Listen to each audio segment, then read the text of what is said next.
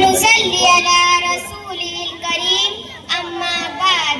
مایوس نہ ہو خود سے، نہ منکر ہو خدا سے، دیتا ہوں شب و روز یہی خود کو دلا سے.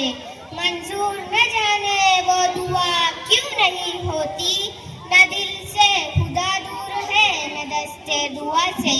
صدر ذی وقار، منصفان محفل اور ارباب نبض و نظر، مایوس تو اسلام کے پجاری ہوتے ہیں جن کو مقدر پر یقین نہیں ہوتا. مایوس تو وہ ہوتے ہیں جو چاند، سورج اور حشرات الاجسام، بچھو اور جانوروں کی پرستش کرتے ہیں. جی ہاں سامعین، مایوس تو وہ ہوتے ہیں جو مسجد کے راستوں کو نہیں پہچانتے. مایوس تو وہ ہوتے ہیں جو موبائل اور کمپیوٹر کے دیوانے ہوتے ہیں.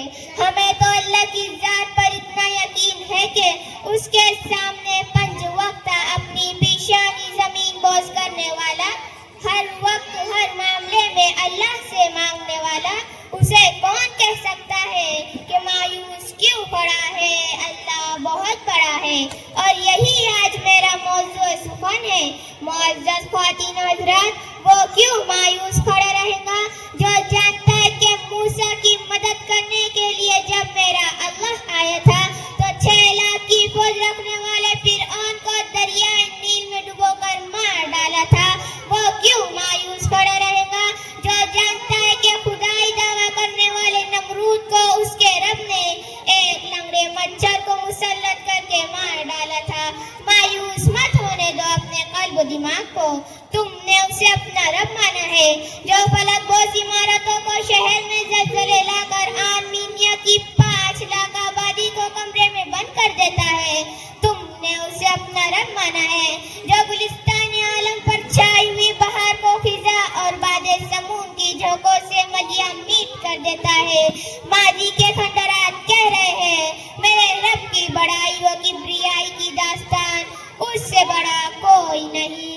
اے مرد مسلمان، اے دریاؤں کا سینہ چیر کر راستہ بنانے والی امت مسلمہ، کیا تجھے معلوم نہیں مایوسی کفر ہے؟ اے امت محمدیہ کی نوجوان، تو خود باطل کے نرگ میں ایک کوہ بگن زلزلہ ہے. گردش لیل و نہار تیرے عزائم کو کمزور نہیں کر سکتے. یاد کیجئے صلاح الدین ایوبی کے جذبہ ایمانی کو، یاد کیجئے فاتح اندلس کی غیرت ایمانی کو، یاد کیجئے 372 جالوں کی بہادری کو کہ ہزاروں کا لشکر بھی انہیں شکست نہ دے سکا، کیونکہ انہیں خوف نہیں تھا، انہیں ڈر نہیں تھا، انہیں اپنے اللہ پر پورا بھروسہ تھا. میں پوچھنا چاہتی ہوں، کیا تم ڈرتے ہو حکومت کی فرقہ پرستی سے؟ کیا تم ڈرتے ہو ہجومی تشدد سے؟ کیا تم ڈرتے ہو اذان پر پابندی لگنے سے؟ کیا تم ڈرتے ہو نوئیڈا جیسے علاقے میں نماز پر پابندی سے؟ کیا تم ڈرتے ہو طلاق ثلاثہ کے قانون پاس ہونے سے؟ کیا تم ڈرتے ہو دیش کے بھگوا کلر ہونے سے؟ کیا تم ڈرتے ہو مسلمانوں کو ریزرویشن نہ ملنے سے؟ کیا تم ڈرتے ہو وقف بل کے پاس ہونے سے؟ کیا تم ڈرتے ہو فلسطینیوں کی مدد کرنے سے؟ اگر نہیں تو اٹھ باندھ کمر، کیا ڈرتا ہے پھر دیکھ خدا کیا کرتا ہے. عزیزان گرامی قدر، جس کے دور وزارت میں مساجد شہید ہوئی، کیا نہیں دیکھا آپ نے اس کی رسوائی ابو علی سپریم کورٹ میں کہا ہے؟ عراق و افغانستان کو تباہ و برباد کرنے والا امریکی صدر مسٹر بش گمنانی کے قبرستان میں دفن ہو گیا. اس کے یہاں دیر ضرور ہے مگر اندھیر ہرگز نہیں. وہ اگر ایک چائے والے کو فلک بوس عمارت کی 3ری منزل پر پہنچانا جانتا ہے تو اسے اسی منزل سے گرانا بھی جانتا ہے. وہ اگر پھر اور نفرود کے ان کے مظالم کا انتقام لیتا ہے تو اسے گجرات کے ایک واقعے کی پوری خبر ہے. وہ اگر برما کے مظالم کی سزا وہاں کے صدر کو بیماری میں تڑپا رہا ہے تو اسے سارے عالم کی انسانیت کے لیے ایک فرد پر پوری قدرت و دسترت حاصل ہے. نہ گھبرا اے خدا کے ماننے والے، مایوس کیوں کھڑا ہے؟ اللہ بہت بڑا ہے.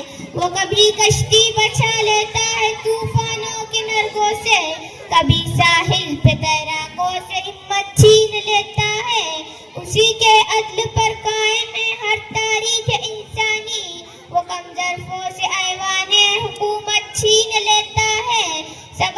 ہو میاں تاریخ انسانی کے ظالم سے کہ اکثر آپ والوں سے بصارت چھین لیتا ہے. وآخر دعوانا الحمدللہ رب العالمین. ماشاءاللہ بہت خوب.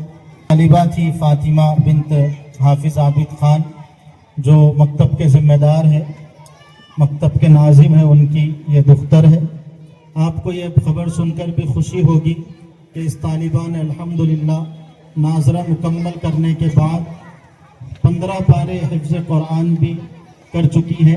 15 پارے کی یہ طالبہ حافظہ ہے. بہت جلد انشاءاللہ ان کی محنتیں ایسی ہیں کہ اللہ تبارک و تعالیٰ ان کو تکمیل تک پہنچائے گا اور حفظ قرآن کی دولت سے اللہ ان کو نوازے گا.